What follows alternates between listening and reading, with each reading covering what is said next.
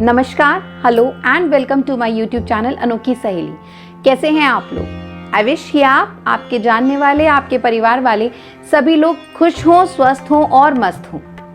आज मैं आपको एक ऐसी कहानी के बारे में बता रही हूँ जो कहानी आपको भी सुन के बहुत आश्चर्य होगा। क्या हमारे कर्मों का या हमारा जो कर्जा हम कहीं किसी से लेते हैं और उसे चुकाते नहीं हैं, या किसी बुरी नीयत से लिया हुआ कर्जा, क्या हमें अगले जन्म में भी चुकाना पड़ता है? तो आइए मैं आज आपको इसकी कहानी सुनाती हूँ। एक बार एक किसान था, वो अपने खेतों में काम कर रहा था। काम करके थक गया तो वह अपने घर में आया, खाना खाने लगा। खाना खा के वह चारपाई पड़ी थी पास में, उसी पे लेट गया। उसने एक अंगोछा ओढ़ा हुआ था, उसे अपने सिर पर ओढ़ा और धूप से बचने के लिए वहां पे लेट गया चारपाई पे। तभी उसके दरवाजे पे एक बहुत तेज दस्तक हुई। बाबूजी घर पे हैं, बाबूजी घर पे हैं, किसी ने आवाज लगाई। किसान गया और उसने देखा, कौन है भाई?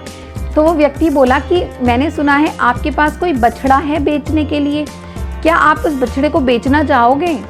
तो किसान ने कहा कि हाँ, मेरे पास एक बछड़ा है और मैं उसे बेचना चाहता हूँ। आगे बात हुई तो कीमत की बात आई। तो किसान ने कहा कि मैं 300 रुपये से कम में इस बछड़े को नहीं बेचूंगा। तो उस व्यक्ति ने कहा कि नहीं, इतनी कीमत तो मैं नहीं दे सकता, मैं ज़्यादा से ज़्यादा 150 रुपये आपको दे सकता हूँ। व्यक्ति की बात सुनकर किसान ने कहा कि नहीं, मैं 300 रुपये से कम नहीं बेचूंगा, और तुम खरीदना हो तो ये बता दो, नहीं तो मैं नहीं बेचूंगा। तो वह व्यक्ति चला गया वहाँ से। उसने कहा मैं इतनी कीमत नहीं दे सकता। किसान फिर से अपना अंगोछा ओढ़ के वहीं चारपाई पे लेट गया।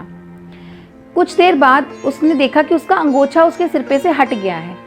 किसान को आश्चर्य हुआ कि अंगोछा किसने हटाया। तो उसने देखा कि वह बछड़ा उसके पास आके खड़ा हुआ था और उस बछड़े ने उसका अंगोछा हटाया था। किसान को ये देख के बड़ा आश्चर्य हुआ कि ये बछड़ा कैसे खुला और कैसे मेरे पास आ गया।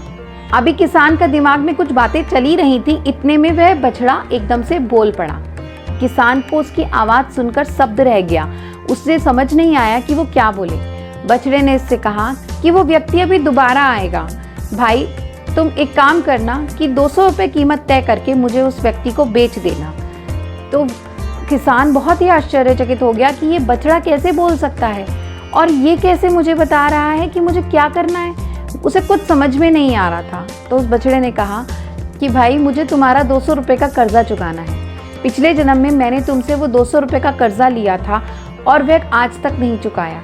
मैंने ठग करके वह कर्जा ना चुका के मैं मृत्यु को प्राप्त हो गया, लेकिन मेरा कर्जा इस जन्म में भी मुझे भोगना है। इसलिए मैं बछड़े का रूप लेकर आया हूँ और तुम्हारे को ये कर्जा चुकाऊंगा। मेरी देह को, मतलब मेरे शरीर को बेचकर ही तो तुम वो 200 रुपये कमा रहे हो ना, तो वह 200 रुपये तुम्हें मुझसे ही तो मिलेंगे, इसलिए वह अपना कर्जा समझ के रख लेना। किसान ये सारी बातें सुन के बहुत ही आश्चर्यचकित था कि ये कैसे हो रहा है और क्या ऐसा भी होता है। बछड़े ने उसे कहा कि देखो, वो व्यक्ति दोबारा आएगा। किसान ने कहा कि ठीक है, अगर तुम्हें मेरा कर्जा देना था तो ठीक है, लेकिन तुम उसके यहाँ क्यों बिकने जा रहे हो? तो बछड़े ने कहा कि मैं उसके यहाँ बिकने जरूर जा रहा हूँ, लेकिन उसके दरवाजे पे मेरा पैर रखते ही मैं मृत्यु को प्राप्त हो जाऊंगा और मैं उसको कोई लाभ नहीं पहुँचा पाऊंगा।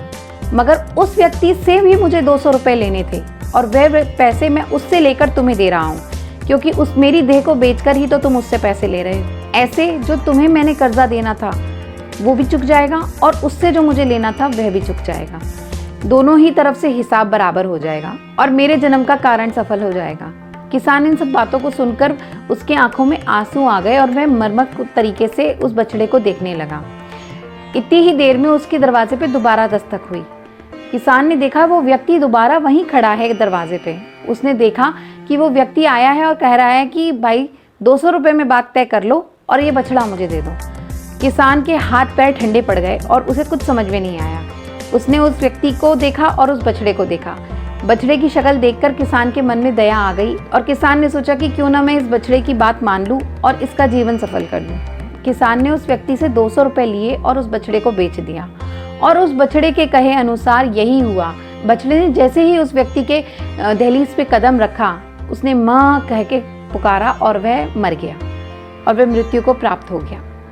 वह व्यक्ति भी नहीं समझ पाया कि ये सब क्या हुआ। मैं बछड़ा वहाँ से सही लाया था और यहाँ आते ही वो कैसे मर गया।